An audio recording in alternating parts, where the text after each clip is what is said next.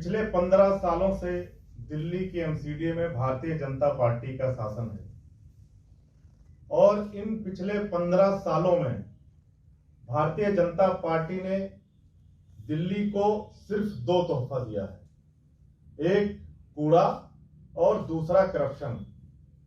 आप दिल्ली के अंदर किसी भी बॉर्डर से अगर प्रवेश करिए तो आपको दिल्ली में घुसने से पहले कूड़े के पहाड़ नजर आएंगे।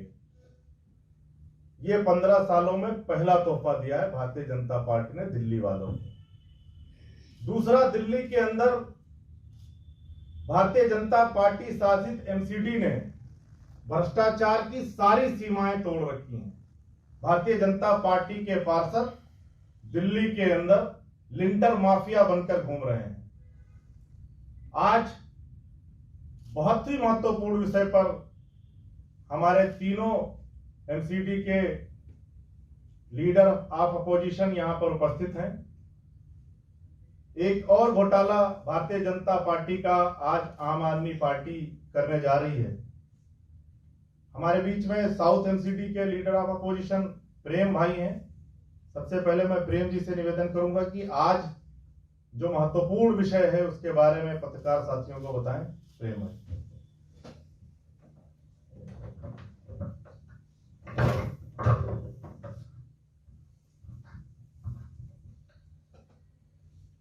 साथियों, जैसे कि हम सब जानते हैं, नगर निगम का एक बड़ा आय का स्रोत टोल टैक्स होता है, जिससे लगभग दिल्ली नगर निगम को 1000 करोड़ के आसपास साल का मिलता है। अब इस पैसे को किस तरीके से लेना है, किस माध्यम से लेना है, क्या मापदंड है इसकी, ये सारी चीजें पहले से फिक्स और तय रहती हैं। हाल ही में जो कंपनी है बताता हूं, सहकार ग्लोबल लिमिटेड, इस कंपनी को नया टेंडर दिया गया और इस कंपनी का एक रूल होता है, मतलब एक इनका जो आपस में एमओयू जो होता है, जो कॉन्ट्रैक्ट होता है, उसमें 10% एडवांस, मतलब 5% परफॉर्मेंस और 5% सिक्योरिटी। क्योंकि पिछले टेंडर में भी यही बात रही थी कि पूरा पैसा हम नहीं ले पा रहे थे, नगर निगम नहीं ले पा रहा था, तो 5% उसमें से इन्होंने माफ कर दिया, जो कि पूरा की नगर निगम के हाथ में था। उसमें ऐसा नहीं था कि उसमें कोई अलग से कोई कहानी आ गई या कोई वजह थी।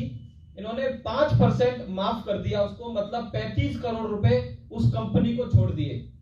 तो भारतीय जनता पार्टी बताए, आदेश गुप्ता जी बताएं कि 35 करोड़ रुपए जो दिल्ली की जनता के पैसे थे, वो पैसे उस कंपनी को क्यों माफ किए गए, उसके साथ आपकी क्या साठगांठ है।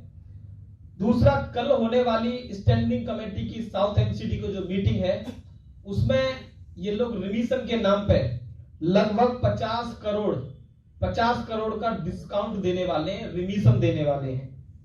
और इसमें इन्होंने जो तथ्य रखे हैं वो प्रस्ताव में लिखा है 28/2/2021 से लेके 29/8/2021 और दूसरा है 30/8 से लेके 30/10। उस समय कोई कोविड नहीं था, हम सब जानते हैं। अप्रैल और मई में कोविड का था सिस्टम, उसके बाद कोई कोविड का ऐसा नहीं था कि जिसकी वजह से रिमिशन देनी पड़े। तो 46 करोड़ रुपए जब भारतीय जनता पार्टी की लगभग पूरी तरह से विदाई का समय है, उस समय इस तरह की रिमिशन देने का क्या मतलब है, इसमें कौन कमीशन खा रहा है, भारतीय जनता पार्टी बताए। आदेश गुप्ता जी खुद एक पार्षद हैं, पूर्व में मेयर भी थे, वो उन्हें बहुत अच्छे से पता है इसका जो सिस्टम है, जो इसकी तिकड़म है। तो आदेश गुप्ता जी को अच्छे से पता है कि इस पैसे का क्या हो रहा है, किसकी जेब में जा रहा है। ये दिल्ली के जनता के हक का पैसा है। कल इस प्रस्ताव को हम स्टैंडिंग की मीटिंग में भी ऑब्जेक्शन करेंगे और इसके बाद जब हाउस में आएगा तो हाउस में इस प्रस्ताव को पास नहीं होने देंगे, क्योंकि नगर निगम से भारतीय जनता पार्टी की विदाई है और जाते जाते वो जिस तरीके से बेचना, लूटना, खसूटना, ये सारे काम कर रही है भारतीय जनता पार्टी, इससे बाज आए। दिल्ली की जनता सब देख रही है, आने वाले चुनाव में आपको इसका जवाब मिलेगा। और ये आइटम नंबर 112 है जो कल के प्रस्ताव में आ रही है। इसके पेपर में मीडिया साथियों को दे दूंगा जिसको भी चाहिएंगे, लेकिन इस तरह का प्रस्ताव हम नगर निगम में पास नहीं होने देंगे। धन्यवाद। ईस्ट एमसीडी से हमारे लीडर अपोजिशन मनोज त्यागी।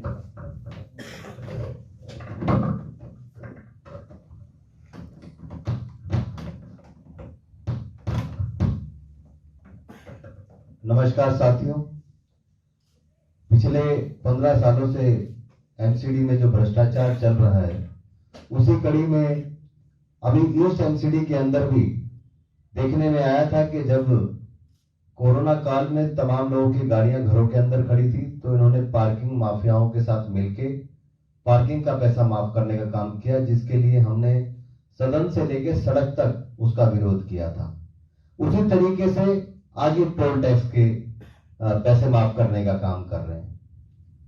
टोल टैक्स पे आप देखेंगे वहां पे इनके बैठे जो माफिया हैं वो किस तरीके से गाड़ियों को पास कराते हैं और वहां पे मोटी मोटी उगाही करने का, जो ग्रीन टैक्स को अपनी जेबों में डालने का जो काम करते हैं, वो वहां जाके आप देख सकते हैं एक मीडिया बंधु पीछे उस टोल टैक्स पे उनकी गाड़ी पास होनी थी, उसको तो उन्होंने पास नहीं होने दिया, लेकिन उनके सामने ही ऐसी कई गाड़ियों को उन्होंने पास होने दिया पैसे लेकर के।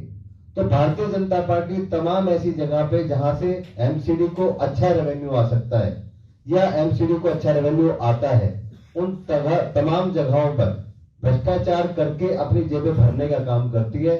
जो स्पष्ट हो रहा है बार बार, पार्किंग के पैसे छोड़ने की बात हो या टोल टैक्स के पैसे छोड़ने की बात हो, ये तमाम चीजें साबित करती हैं कि भाजपा भ्रष्टाचार में पूरी तरीके से लिप्त है। उन ठेकेदार और अधिकारियों के साथ मिलीभगत करके अपनी जेबें भरने का काम कर रही है, जिसका जवाब आने वाले चुनाव में दिल्ली की जनता ने मन बना लिया है कि भाजपा को हटाकर हम देंगे।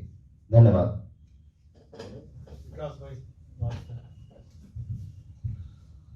नमस्कार साथियों, आपदा में अवसर अगर कोई ढूंढे, कैसे ढूंढा जाता है, तो भारतीय जनता पार्टी से आप समझ सकते हैं। जब से कोविड आया पिछले 2-2.5 साल से, सिर्फ कोविड के नाम पे आज ये पहली बार ऐसा नहीं हो रहा, जो भी प्रेम भाई ने बताया कि साउथ एमसीडी में रिमिशन लेके आ रहे हैं, टोल टैक्स वालों को छूट दे रहे हैं, पहली बार नहीं हो रहा। पिछले 2.5 साल में पार्किंग वालों को, विज्ञापन वालों को, टोल टैक्स को कई बार हजारों करोड़ रुपए का रिमिशन ये दे चुकी है। और आप देखिए, जिस कोविड काल की बात करके ये बड़ी बड़ी कंपनियों को, बड़े बड़े अरबपतियों को, जो पार्किंग वाले हैं, विज्ञापन वाले हैं, टोल टैक्स कंपनियां हैं, उनको तो छूट दे रहे हैं। दूसरी तरफ दिल्ली की जनता के साथ क्या कर रहे हैं, ट्रेड लाइसेंस फीस बढ़ा देते हैं, हाउस टैक्स बढ़ा देते हैं। उनको तो मतलब उन बीजेपी की अगर हम माने तो ये कोविड सिर्फ और सिर्फ अरबपतियों के लिए और पूंजीपतियों के लिए था कि उनको सीट मिलनी चाहिए। आम आदमी पे आप जितना मर्जी बोल डालो। तो भारतीय जनता पार्टी जो ये कर रही है, ये कोई छूट वूट नहीं है। ये जो हजारों करोड़ रुपए की रिमिशन दी जा रही है, ये पर्दे के पीछे आपस में इसकी बंदरबाट हो रही है। आधा पैसा बीजेपी के नेताओं की जेब में जा रहा है और आधा पैसा उनका माफ हो रहा है। इसकी अगर ईमानदारी से जांच कराई जाए तो भारतीय जनता पार्टी के जितने नेता एमसीडी में बैठे हैं और जितने उनके ऊपर वाले नेता हैं, सब के सब इसमें बुरी तरह फंसेंगे। और मैं आज आदेश गुप्ता जी से, इनके प्रदेश अध्यक्ष से, इनके जो यहाँ के प्रभारी हैं दिल्ली के, इनके जेपी नड्डा जी जो इनके भारतीय जनता पार्टी के प्रदेश अध्यक्ष हैं, उनसे मैं मांग करता हूं कि आप बार बार कहते हैं कि आम आदमी पार्टी झूठ बोलती है, झूठे आरोप लगाती है, तो आप निष्पक्ष जांच कराने की हिम्मत करके दिखाएं एक बार। किसी भी निष्पक्ष एजेंसी से जो आज हम कह रहे हैं, आप उसकी जांच कराइए और जांच की रिपोर्ट रखिए। आपको भी पता चल जाएगा कि आपके पार्षद वहां बैठकर क्या कर रहे हैं। धन्यवाद।